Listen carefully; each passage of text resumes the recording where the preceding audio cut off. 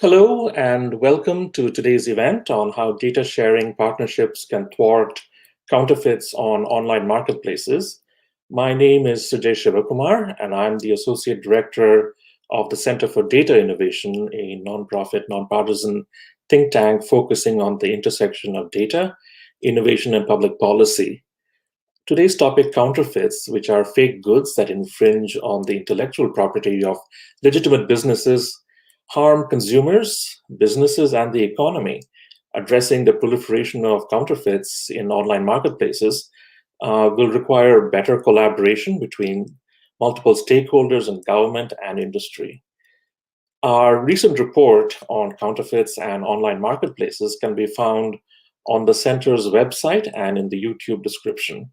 But today, to describe the scale of the counterfeiting challenge, review what's being done, and what can be done collaboratively with data innovation to thwart this unwelcome activity, we are very fortunate to have Casey Brill, who is the Executive Director for the Global Brand Council at the US Chamber of Commerce, William Ross, Senior Advisor at the National IPR Center, Nicholas Waldman, the Vice President for Ethics and Compliance and Global Trust and Safety at Walmart, and finally, but not least, Mary Beth Westmoreland, who is the Vice President for Brand Protection at Amazon. So the game today is following a 45-minute roundtable conversation. We will reserve the final part of the hour for questions from the audience. And so please use Slido on the website or in the YouTube description to submit your questions. And we will, without further delay, sort of get right into this. There's sort of three sets of questions. The first set pertains to a description of the scale of the counterfeiting challenge. So, Bill, if I may, in recent weeks, we've been hearing that DHS has prevented millions of counterfeit N95 masks from reaching hospital workers, first responders, and others. So, where are these and other counterfeits mostly coming from? How much is coming in, and what percent of U.S. enforcement actually is successfully intercepted? Good morning, CJ, and thank you for having me on this event. To start out with, the IPR Center works closely with Customs and Border Protection. I work for Homeland Security Investigations, and we run the center. But your question, where does this stuff coming from? It's coming from China, the largest majority, just like not only a mask, but any other counterfeit good. If you look at U.S. importations, the largest percentage as far as country of origin is China. Your question of how much are we intercepting? That's a good question. Unfortunately, to use an old adage, we don't know what we don't know. So we know what we're seizing. We're seizing a lot of it, but unfortunately, we can't give you a percentage of how much is that in the totality of stuff being sent to the U.S. What we do know is we've been very successful, particularly with the masks that you mentioned. We have a great partnership with many private sector companies, including the two on the line with us here today at Walmart and Amazon. But with the mask, we've been working very closely with 3M to share information and data with them. And to date, we have seized over 13 million counterfeit masks that were being shipped into the country. Many of those were destined to go to hospitals, healthcare facilities, and frontline workers. And we've also been able to seize almost $2 million in criminal proceeds from the individuals trying to sell those masks. So we're working very hard with these groups. We're also looking from the IPR Center perspective. What we want to do is make sure the general public is very educated, particularly with COVID issues and health and safety issues. So another thing we've been doing within the last couple of months from the IPR Center with our work with 3M is as we identify illicit sellers of these counterfeit masks, if we can get information on who they've been sold to, then we're also reaching out to the various contacts who may have purchased these masks and saying, look, you probably need to check your stock. You may have purchased, counterfeit mask. And we work closely with the purchasers of these items to not only educate them, but we want to pull those masks back. We don't want them to be used because it could have negative effects on the people who are using them. The other thing we've been very good at doing at the IPR Center recently with this issue is we're doing a lot of interviews and press events with the various outlets across the country and internationally. Again, it's all about education. We want people to know that we are out there, we are looking out for their safety, and we also want them to be aware of the potential harmful effects that these counterfeits can bring to them. Another thing we're doing a little bit outside of the mask, but still in the COVID arena, is we work very closely with the pharmaceutical manufacturers. They're giving us data about what they're doing, creating these new vaccines and therapeutics, and we're working with them. And we actually have worked with at least 5 or 6 of the companies, the major companies who are producing vaccines and therapeutics. And we're developing law enforcement guides, which we can then share with HSI agent CBP officers around the country, as well as state and local law enforcement. And again, it's just something for them to have. So if they encounter these, while they're doing their job, they will have some guidance that has been crafted by us and the manufacturing company of these goods to help educate them. Very successful efforts with law enforcement as well as with prosecutors as we try to prosecute these crimes. So that's basically the work we've been doing. If you look overall at our efforts related to the COVID issue over the past year, we've been very successful. We've had thousands of seizures in coordination with Customs and Border Protection. HSI, my parent agency, has had over 240 criminal arrests of people trying to sell counterfeit goods. We've also, from the cyber side, we look at domains that are trying to sell counterfeit items, or in some cases, they're not trying to sell you anything, they're just trying to get your financial information. So we've analyzed over 75,000 potentially illicit domains and taken many of those down. And another thing that we've been very successful at doing over the past year, we're not only going after illicit proceeds, which are the profits that the criminals make, but we're also trying to protect the customer's money. So we've had over $18 million in transactions that we've disrupted, meaning we kept the criminal from getting the consumer's money, or in some cases it had already transferred, but we were able to recover it back. Again, that helps restore the victims of these crimes and getting their money back. That's great. Yeah. So just to drill a little bit down into how these counterfeits get into the system. One aspect that's been highlighted is the fact that these online marketplaces have been growing and expanding, particularly over the course of the pandemic. Nicholas, has there been a corresponding growth in counterfeits and other behavior corresponding with this expansion? Yes, good morning, Sajay and everyone. Thanks for having us as well. There's no doubt that consumer shopping habits have moved online in recent years, especially the pandemic has only accelerated this trend. I think all marketplaces have felt this shift. Our online sales grew 79% last year, but we have a unique business model. What we've really seen is what we call omni-channel growth, not just marketplace growth. We've seen growth at the intersection of online and offline with pickup today, with ship to store. Our customers just want to purchase product however they want, when they want, and where they want. But as more customers have moved online, there's no doubt as well that fraudsters and counterfeiters have also moved, capitalizing on some of the trends, like PPEs. We've seen disinfectants, thermometers. On our platform, we have certainly seen an increase in attempts to offer counterfeit item and product, in particular with false claims. But our proactive approach, which starts at seller application, has managed to keep all of this at a very low level. And to put some data behind what we've seen, our counterfeit metrics include rights owner and customer reports. We track these metrics at an order as well as an item level. So we've seen an increase in customer reports, sometimes based on perception, but we haven't seen a real substantiated trend from rights owner, which are historically low on our platform. To give you a sense, our counterfeit rate measured as a percentage of orders is under 1 basis point, which is 100%. One last consideration as well is that I think our marketplaces are different. So the level of risk vary from one marketplace to another.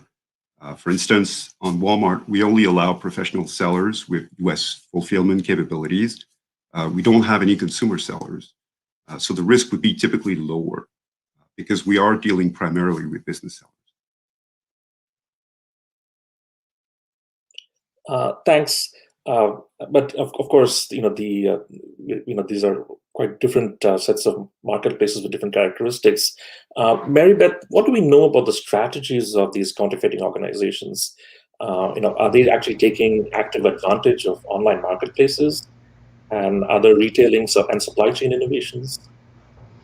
Yeah, thanks, Sujai, for having me. And to Nicholas's point, yeah, we're definitely seeing an increase in online behaviors and purchasing, and with that comes some of the risks of increases in counterfeit. So, I first want to say that Amazon is committed to ensuring that only safe and authentic products are sold on our store, but we've learned a lot about counterfeiters. And one thing that really stands out is that they're constantly changing and shifting.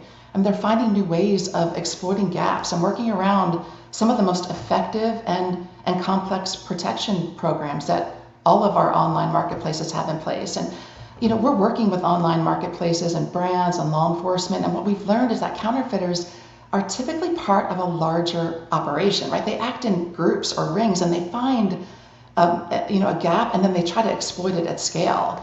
And to Bill's point, that these folks are criminals, right? We've seen them use things like falsified names and contact information to hide their identity. They manufacture fraudulent invoices or infringing packaging. They're opening and closing accounts all the time in an effort to evade our detection efforts. They spoof their own websites to look like a rights owner websites. They try to drive customer traffic to their listings by using hidden keywords. And brand protection programs, rights owners, we need to anticipate and prevent this, but also be ready to adapt to that. One of the more interesting things that we've seen is counterfeiters who are manufacturing infringing products abroad, and then when they import them, they're shipping the labels separate from the products to evade detection. And so, yeah, we have to, to Nicholas's point, we have to continue our aggressive approach to react to these risk vectors. And what we have found is that takes a combination of some of the most advanced technology as well as innovation in the form of what I call a human effort. So, for example, we have, like our Walmart friends, we have a very robust vetting system for new sellers on our marketplaces. We're using advanced machine learning technology, but we're also using human review in the form of people interviewing new sellers as they come into our marketplaces so that we can see, in this case, usually via video, that the person that I'm seeing matches the government issued ID, so I can verify their identity. And we're using things like heuristics and models and algorithms to constantly scan our product catalog. But we've started to publish things like seller data as part of the listing. And what we found is some of our sellers are starting to change their addresses, their contact information, and in some cases to evade our protections. And so we've done things like start to send postcards to sellers that change their contact information with a code on it so that we can verify that their address is valid. And one other point I want to make is that together, all of us, we have to hold these bad actors accountable, right? We have to stop them. And so last year, Amazon stood up a counterfeit crimes unit, which is a team dedicated to holding these bad actors accountable. We work really closely with law enforcement, referring cases to them, but also we work with rights owners to co-litigate. But the goal isn't just to chase a counterfeiter off an Amazon store, it's to stop them. is to stop this recurrence of counterfeit. So bottom line is counterfeiters are constantly changing, they're testing the rigors of our protections, and it takes a multifaceted approach to the best of innovative technology and what I call the best in human behavior to attack and to prevent counterfeits. Quite so. So, we've sort of looked at the fact that these events are growing and that they're getting more sophisticated.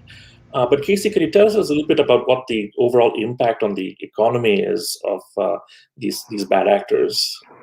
Yes, What do and your members first, tell you about what they're seeing as well? yes, and first, thank you so much for having me, and thanks for the conversation with my esteemed fellow panelists. As we sit here in the pandemic, there have been quite a few changes to our daily life, of course, but one constant that really remains is that COVID-19 has been a ripe opportunity for counterfeiters and for bad actors, and that we have seen this significant uptick in both fraudulent schemes and illicit crimes. The stakes are just really high for consumers at this point because we're really relying on online shopping in new ways, but the stakes are high for business as well. As Nicholas mentioned, during the pandemic, we've seen just a significant shift in consumer attitudes and habits when it does come to shopping online, and the business community has truly transformed our shopping experience. Business has really adapted to meet the challenges of today.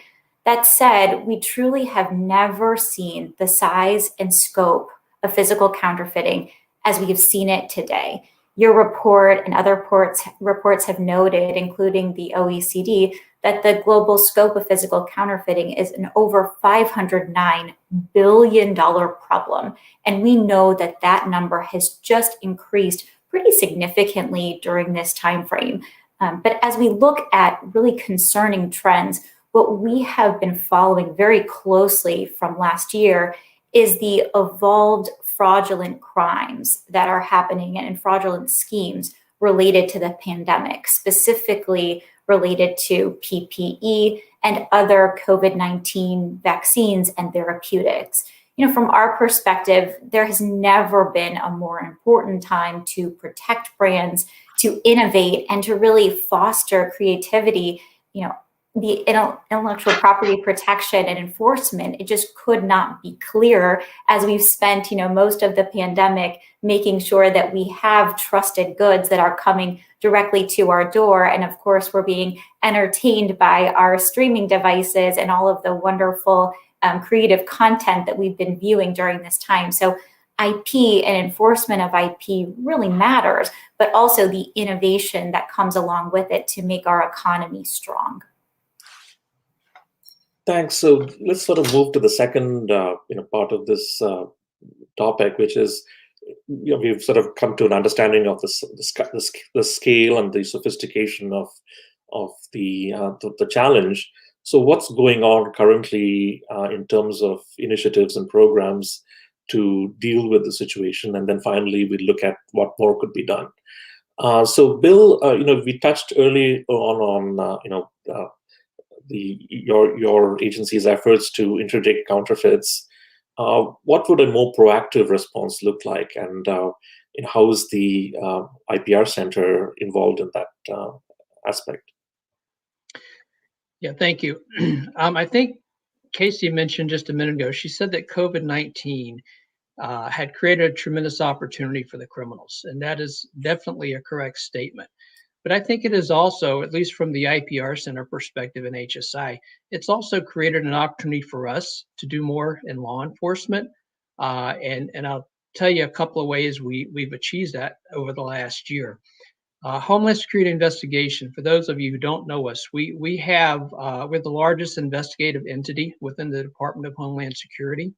And on a daily basis, we enforce over 400 federal statutes. We have a very broad authority.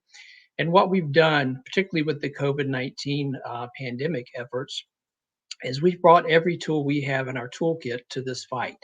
We're not just looking at intellectual property crime as IP crime. We're also looking at the financial aspects of it. We're looking at the cyber aspects of it. We have expertise in all those different fields. And what we're finding is that if you take that, whole of agency approach to a problem, you're going to see a lot more success to that. Additionally, we have over 220 domestic offices and over 80 offices around the world internationally, and we're looping in every one of those. So if we have a lead that takes us outside of the US, we're passing that through our attaché networks to other countries, and we're getting results, helping us with these investigations. But I think the biggest part that I would say where we're going from the defense to the offense is we have to have great partnerships.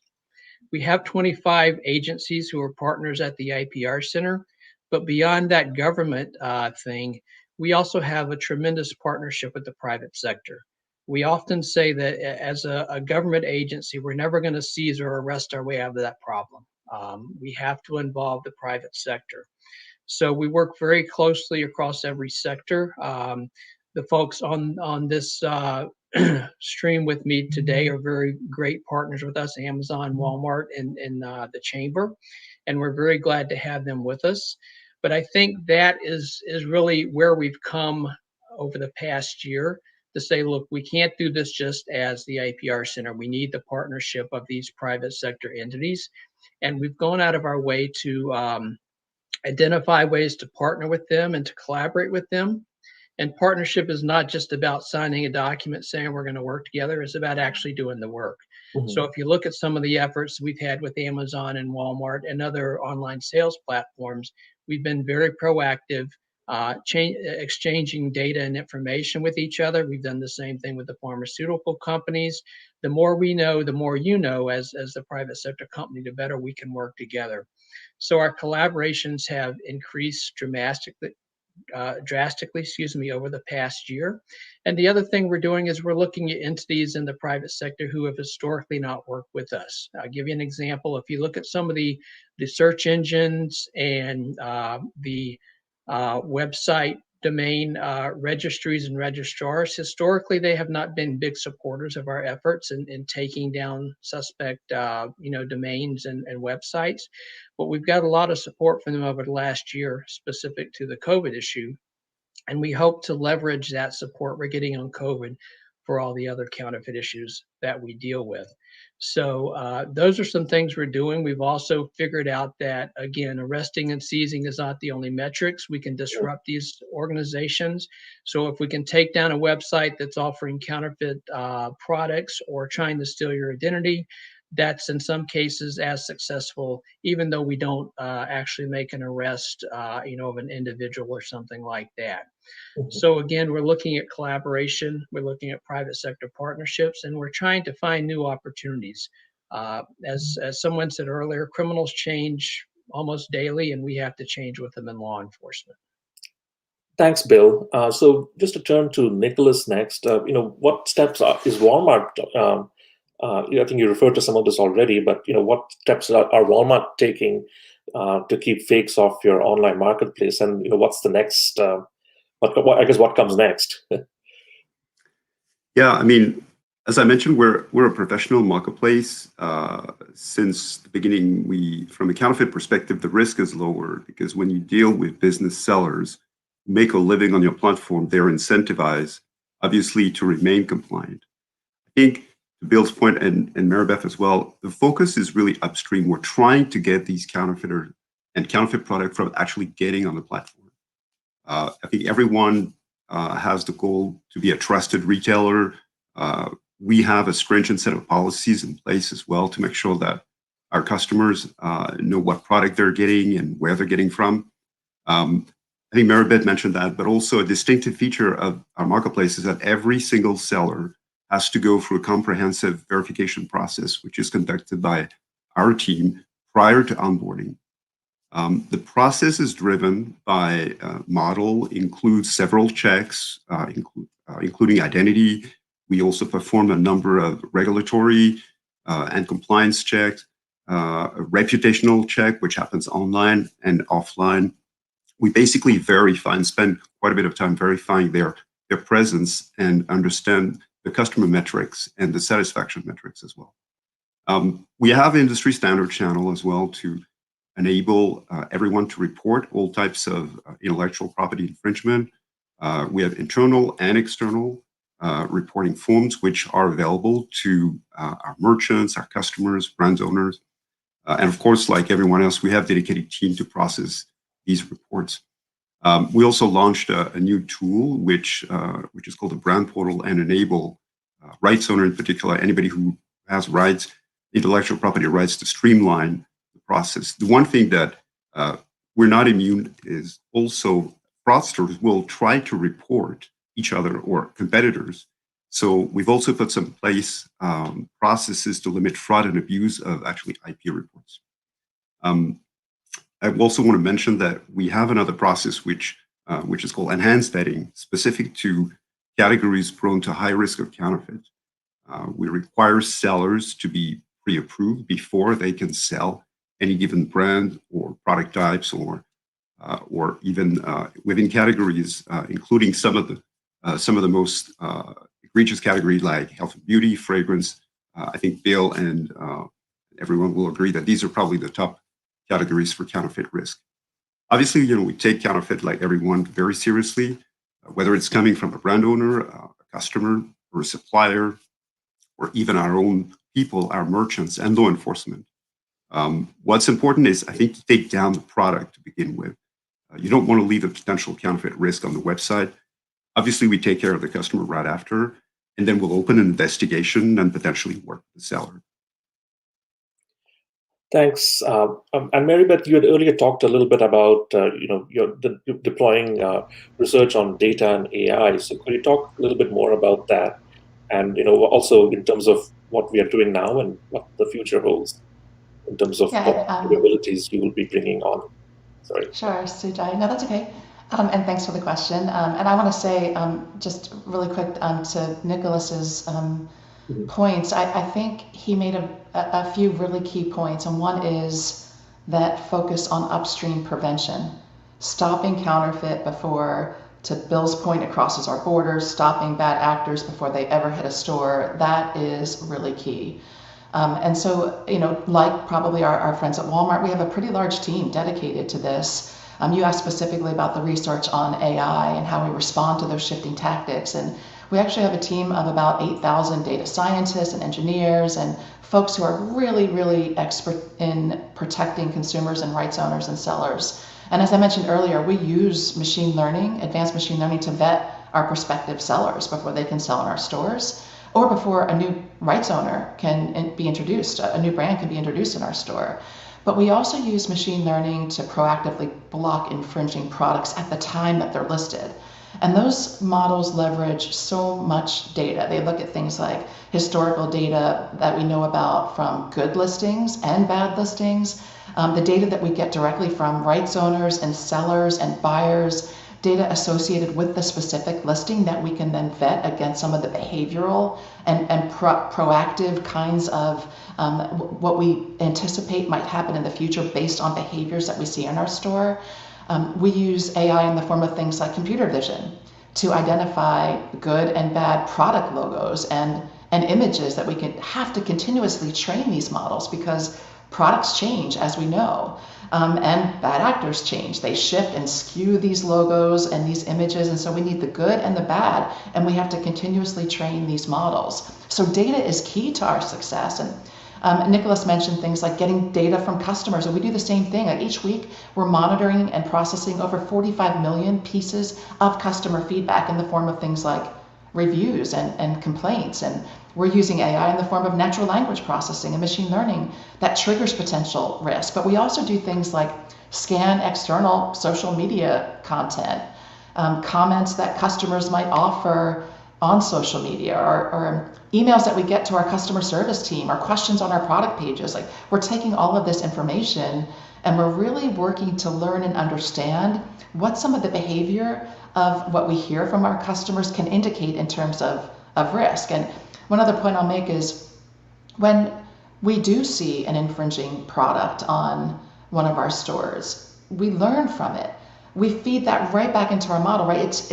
It typically is going to lead to tweaking or modifying or somehow adapting our technology to our points earlier about how these bad actors are going to continue to shift and change, and we do as well. And look, Nicholas mentioned that the power of being able to present forms, public forms and forms to rights owners to be able to report potentially infringing products. And we do the same thing, which is also a really important vector for us to be able to seed our models. But we also give rights owners the power to actually suppress listings that they see. So they're able to actually, if they see something, they can suppress it, and we'll come back and audit and then seed our models with that as well. So yes, we employ science and engineer across our protection programs, but at the heart of the efficacy of everything we do is the data.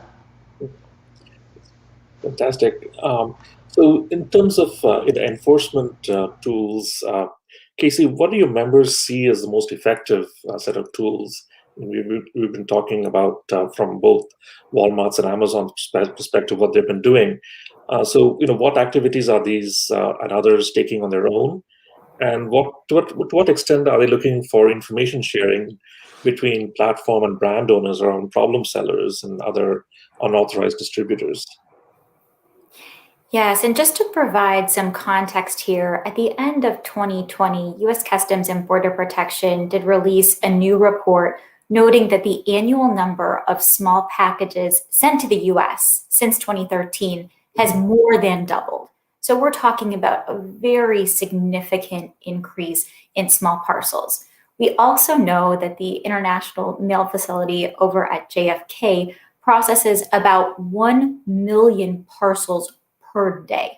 And they also receive more than 60% of the overall mail going into broad international mail facilities. So they are kind of the busiest port, if you will, as far as international mail goes. That's just the sheer volume of the issue, in addition to the challenges around the criminal behaviors that panelists mentioned earlier. So when you're thinking about tools around enforcement, the number one tool that is going to help all of us not only target the criminal actors, but really get to the root of the problem is information sharing. We talked about information sharing and collaborative partnerships. That could not be more true. Collaborative partnerships and really enhanced responsibility from all sectors of the business community is going to get us in the right location. That's not just about online marketplaces, but it's about brands and carriers and customs brokers and express shippers. It's going to take a whole of business approach and a whole of government approach to really get us out of what is just a massive challenge. And that's why this bi-directional threat information sharing process is really the pathway forward. Thanks so much. So, looking at data sharing, Bill, what advances do we see in terms of research and data sharing, AI capabilities to significantly foil the activities of these counterfeiters? And to what extent can the IPR Center facilitate this cooperation? And in this regard, can you tell us a little bit about the data sharing pilot program that you are spearheading? Sure, I'd love to. First off, before I get into the data sharing, you mentioned the word research. And so one thing that we're proud of at the IPR Center that we accomplished last year in 2020 is we actually began a formal agreement with Michigan State University with their anti-counterfeiting and product protection program. That is a program within Michigan State that focuses particularly on counterfeit issues and product protection. And so we have entered an agreement with them, the IPR Center and MSU, to broaden the research in these areas. So it's great for us to have this partnership. We've actually, since we started this in the last 6 months, put out a couple of pieces that we work jointly with them. They have a big internship program, so we use their interns, their professors, and our people at the IPR Center. And we've sent out a couple of awareness bulletins jointly. The first was before Christmas, dealing with counterfeit toy safety. And then we actually just pushed out the second today, dealing with counterfeit sports apparel in line with tomorrow's start of the March Madness thing. So we've increased those type interactions in research with various universities. But as far as the data sharing, I think the thing that we've really been working on the past few years is we started in 2017. We brought together a group of companies, a number of online sales platforms. The two who are with us today, Walmart and Amazon, are part of this project. So shout out to them for being at the table. And we set them down and we challenged them. We said, look, you are really the reason e-commerce is here. Your companies are the companies who created it, who are benefiting from this e-commerce phenomenon. We all know we have a problem with counterfeits, so we want you to be a part of that solution of how do we stop counterfeits being sold in the e-commerce environment. Now, realistically, we had, when we started, 4 competitors sitting at the table, and we were asking them to share data with each other. For a number of legal and business reasons, there was, of course, pushback. Amazon and Walmart and eBay and Alibaba don't necessarily want to share, or didn't then necessarily want to share data with each other because they were, of course, competitors. But we spoke with them over a few months, and we convinced them from the IPR Center. So let's do a data sharing pilot program that the IPR Center will sponsor.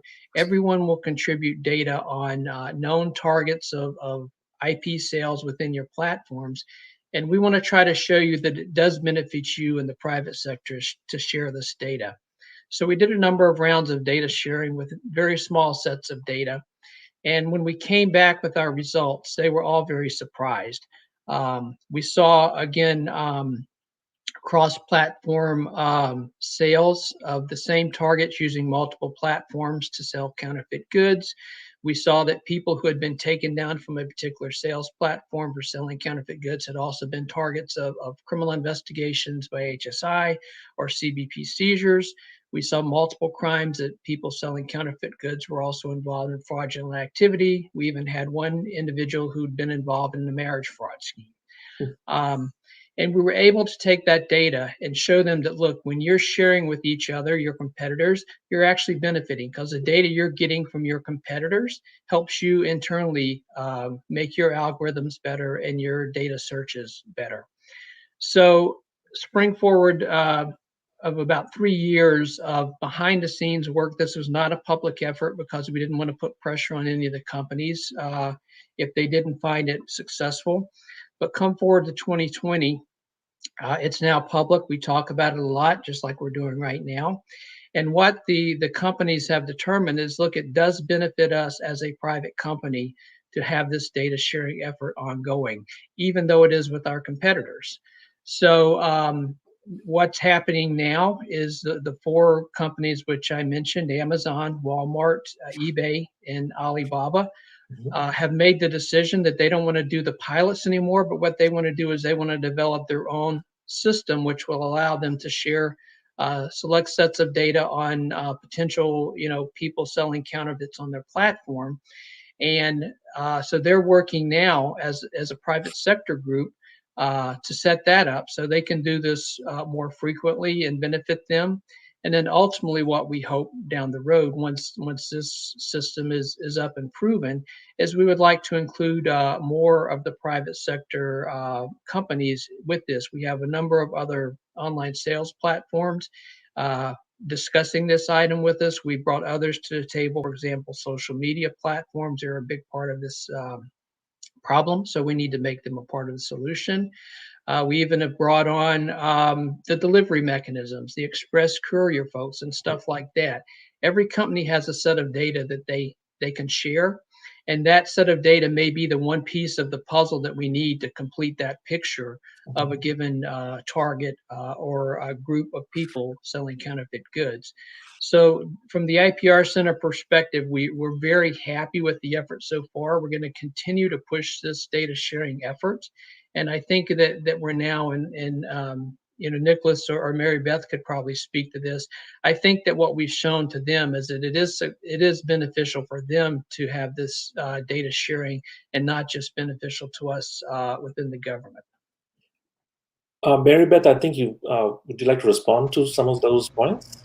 Well, thanks, Sujai. I think the first thing I want to do is just to say thank you to Bill and his team for having that vision, but also for really persevering and pulling this collaborative team together and making it possible. Your IPR Center, your team is I think really we're at the cusp of something really important, and I think a lot of that is due to your leadership and your team. And you're right. I mean, we were competitors, Bill, but we have that common goal, right? We share the common goal of preventing counterfeit. It's bad for customers and it's bad for business. But I think what we saw in terms of sharing data, we saw the benefit of it, and we still do. But we want to be careful about maintaining the privacy of our consumers and our sellers and our rights owners. And that takes just a little bit of thought and effort and work to understand what data we can responsibly share that will still be, to your point, effective in helping all of us be better at preventing counterfeit. And I think that we've all done, to your point, that the folks at Walmart and some of the other online retailers and other agencies and organizations that are part of this, we've all really had to do a lot of thinking and analysis, understanding what we're able to do to protect the privacy of the folks that we serve every day, but also be able to share data so that we can all be more effective. And so I just wanted to make that point and then say thanks again. So Nicholas, I think this point has been brought up both by Mary Beth as well as Bill. So obviously there's both an element of competition and cooperation. So what are the what are the opportunities there, and what challenges do you see in terms of balancing these two objectives?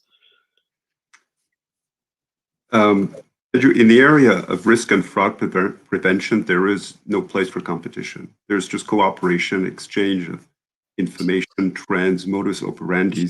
We're all getting hit with similar scams at one point or another. Sometimes our industry colleagues see it ahead of us, sometimes we do, but sharing this information, to echo everyone's comment, is the critical step so that everyone is better equipped to protect and keep our customers safe. So thanks to our partnership with the IPR Center, we are definitely on our way to building a closer partnership with my colleagues adapted to the new reality of online shopping, with more standardized data, faster way of exchanging, direct integration with our different models. And we're not the only one, by the way. You may have read last week that Uber and Lyft are actually starting a similar partnership for sharing data on drivers that have been banned on both platforms. We're also learning from industries like the financial sector. They've been doing it for years. Data sharing is the future to combat counterfeit. And to your question about obstacle, I think I agree with Mary Beth as well. I wouldn't say that there are obstacles, but rather implications for our respective marketplaces, data privacy, retention standpoint, obviously, legal liability involved, information security involved. So we're all working with each other. We've learned to work with each other. We coordinate with our own internal respective team. And we obviously have our own way of delivering and conducting things, but this is honestly one of the most complex projects I've ever been involved with. And the good news is it's working very well because we're all committed to make it happen. Thanks. And Mary Beth, if I could sort of come back to you a little bit, you had talked a little bit about your vision for an effective, proactive, and AI-based response. So can you spell that vision out a little bit more? And what does that, in terms of the two elements that we talked about, the yin and yang of moving proactively against a dynamic adversary, in a sense? What is involved? Yeah, well, maybe I'll speak on behalf of this esteemed group and just say our vision is to eliminate counterfeit. It's just that simple. And I think all of us are saying that it's going to take, all of us together to make that happen. I mean, Sujai, you used the word proactive, and I think that that's been a theme in this conversation, that proactive deterrence, but innovation and data are key to making that happen. And we're going to continue to invest in new technology to prevent counterfeit and to learn from what we see. And I'll give you just a quick example. One example we have is a program called Transparency, and it's actually a product serialization service, and we're working with rights owners to apply a unique code on every unit of their product so that we're able to validate every single unit of their product that's shipped from the manufacturer all the way through to the customer. So all the way through the supply chain, we're verifying that the products are authentic. And we're doing some really cool work in digital fingerprinting to improve that experience as well. But really at the key, and I'm just going to echo what Nicholas said, is that collaboration is the key. The more information that we share, the harder it is for bad actors to hide. And Bill and Casey both made that point earlier. It's going to take all of us to fight counterfeit. To Bill's point, we share data about counterfeiters with law enforcement agencies in the US and Canada, EU, the UK, China, helping to bring them to justice and prevent repeat offenders. And again, we're really excited about working with Bill's team at the IPR Center. We very truly believe that information exchange across stores and payment providers and government entities are the key in order for all of us to be efficient and effective in our programs. And by the way, we have similar partnerships with CBP, but we can all do more to collaborate really closely and share more data. I mean, the data that feeds the algorithms and the science models and prevent the counterfeit, that's what's going to make us all more effective. So again, just coming back to continue to innovate, continue to learn, and more data is the power. That's what powers it all. Excellent. So Casey, the Chamber's 2019 survey actually echoes a lot of what we've been hearing today. And if I can just quickly read from that, it says, business are aligned with strategies to curb the volume of counterfeiting and piracy, including innovative approaches to screening, information sharing, and strengthening public-private partnerships to maximize success. So given this consensus, what are the policy and institutional next steps in terms of opening up the possibilities in this area? Thank you. Counterfeiting is truly a global problem that requires global solutions.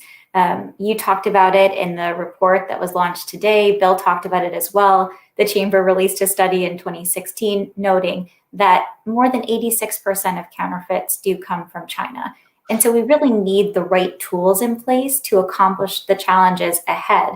The General Administration of Customs in China is doing a great job. But of course, in the US, we need the right tools in the right places, including to import specialists in the field to make sure that they have the ability to detect counterfeit and then eventually seize the product.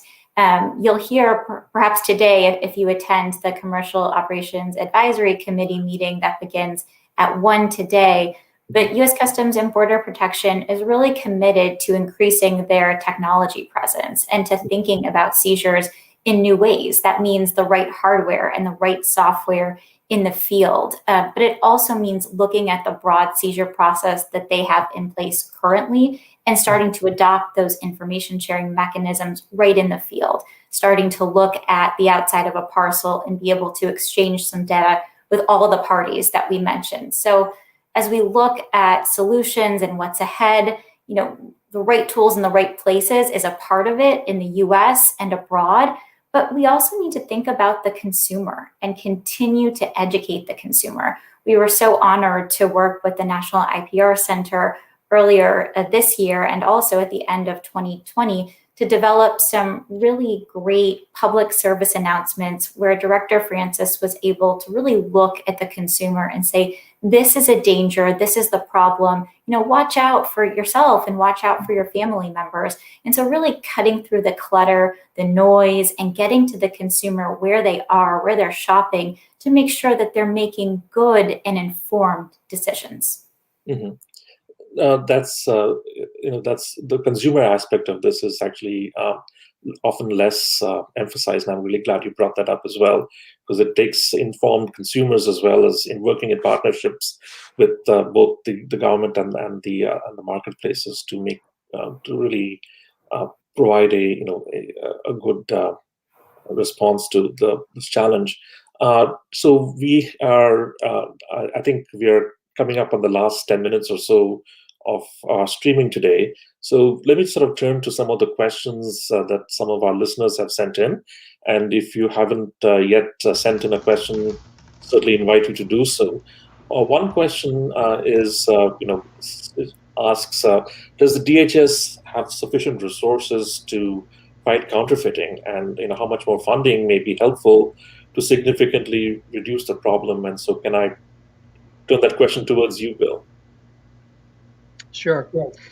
So I think when you look at funding and manpower, this is not just a government question. Any person on this screen could tell you if you doubled our funding and doubled our manpower tomorrow, we would still probably need more people.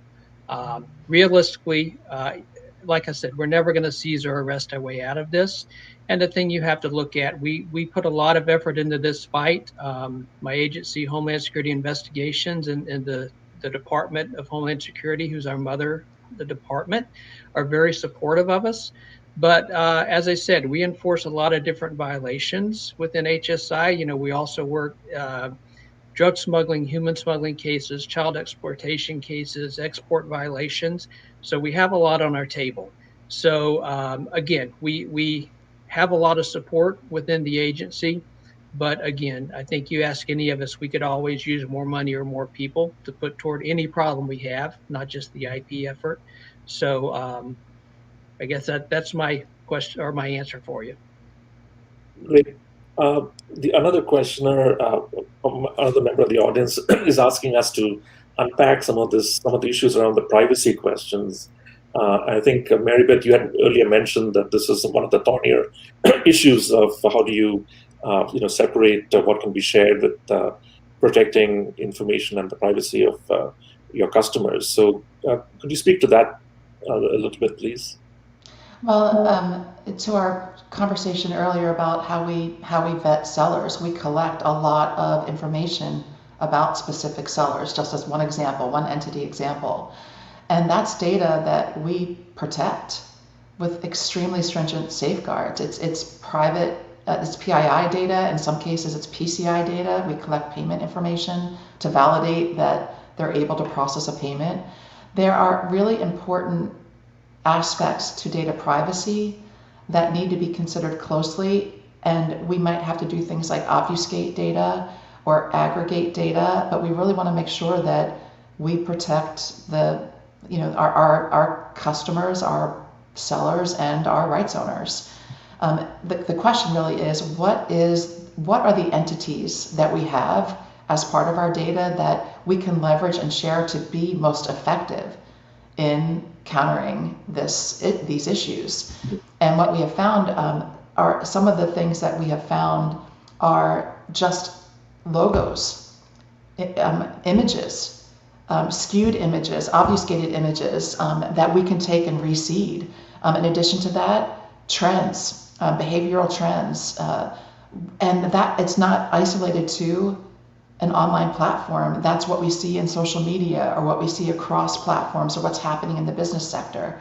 And then there's the actual data that we can associate with a seller. It's difficult, Sujai, because a seller will turn up as a different entity on different marketplaces as well. So even being able to share that data does not always mean that you're going to be able to connect those dots. So it's really determining how to best figure out what data we have that we protect, that we're able to kind of cross-correlate and then gain insights from. And that takes some time to really understand. Mm-hmm. Bill, you have something to add to that, to the conversation? Yeah, I just want to point out something we learned as we had this discussion again over a 4-year period with these companies is sharing data just to say you're sharing data is not necessarily useful. You have to be sharing the right data. Amazon, Walmart, they collect vast amounts of data on their customers, but you must keep in mind that the vast majority of their customers and their sellers are legitimate transactions. They're not selling counterfeit items. So sharing that type data really is not necessary. We had a lot of discussions over the first couple of years about what needs to be shared, what can be shared. And I think we as a group have decided on some data sets, which are, the priority data sets to share, and that's what's happening. But again, just dumping large sums of data doesn't really help anybody in the effort. You have to know what you're sharing. You have to be precise about what you're sharing. And, I think that's something that a lot of the time in the first few years of this effort was spent discussing just those points. What can we share and what do we need to share to be successful? Mm-hmm. Nicholas, anything to add on the privacy issue? Yeah, I mean, we're committed as well to preserving privacy of customer seller data. We have an agreement with our sellers and customers when they register on the website. I think to the point, data is, I think to add to what Maribeth was saying, data is just more than an address or a name. Today, data could be a device, data could be or an IP address. It's basically a digital identity as well. And it takes time because we can flag specific behavior. There is, I think to Bill's point, there are a lot of good transactions happening from the same IP. So do we mean that this IP, there is one transaction which is bad coming out of this IP address? Does that mean that the IP address is bad? No. So we have to be very selective and we have to be very careful about making judgments and conclusions about data that could be shared as well. So maybe I have time for one more question. So one of the questions, looks at what the European practices have been, and is there anything that we can learn from what other countries are doing? Because we're not the only ones who are facing this counterfeit threat. Are there, Casey or anybody else, any thoughts on what we can learn from others? Both Mary Beth and Nicholas have spoken to, some of the best practices in the space, but we've spoken with member companies across a wide array of sectors. And it seems everyone really comes back to this element that was discussed about seller vetting and really understanding the identity of who is on the platform prior to the consumer interacting. So seller vetting is something that we can certainly learn from the EU context, but something that we've included in all of our US government submissions and something that was spoken to today. There's also this bidirectional threat information sharing element, and that really has to be, as Bill mentioned, the right information, very intentional, and having kind of a detailed partnership with all companies involved. And then, it's about swift takedowns. I think that the companies involved today are already doing so much on the proactivity front to make sure that, rights owners are having that kind of swift communication, but that's something that we always, emphasize. And then, of course, the automated tools, the algorithms that are in place, those are making some really big strides already because of those proactive takedowns, but perhaps what can we do more to emphasize those data and analytic type of tools? Mm-hmm. Anybody else want to weigh in on what can be learned from? Yeah. I can add into, from the IPR Center perspective, I mentioned earlier that we have 25 partner agencies. 5 of those partner agencies are international agencies. So if you look at the EU specifically, Europol is a partner agency of the IPR Center, as well as Interpol, and the City of London, who has the national remit for the UK for IP enforcement, is also a partner. So we do a lot of sharing with them, intelligence sharing, but we also share best practices. Not everything that works in there will work here because we have different laws and regulations. So we have to work within our own country guidelines and laws. But if they have developed something over there that will work here, then we're glad to pick it up, and vice versa. We do have a lot of cooperation, particularly with the EU countries, with stuff we're doing. And again, a lot of our investigations may lead back there, or some of theirs may lead here. And we work very much joint investigations with all of our partners. Fantastic. So I think we are rapidly approaching the end of our hour. I just wanted to thank each of you individually for being a very in-depth and very informative conversation about what the challenges are. And it's not an easy. It's given particularly the dynamism on the side of the counterfeiters. It requires really a coordinated and thoughtful, as well as a science and research aspect to the response. So thank you to Will Ross, Nicholas Waldman, Casey Brill, and Mary Beth Westmoreland for this conversation. I also want to thank Sydney Burton, who has produced today's webinar. She will be working her magic again tomorrow. So please tune in for our event tomorrow on how can the EU's Digital Markets Act unlock the power of data. So that will be with my colleague, Christophe Karugati. And so with that, I'd be, with your permission, I can take your leave. So thank you so much.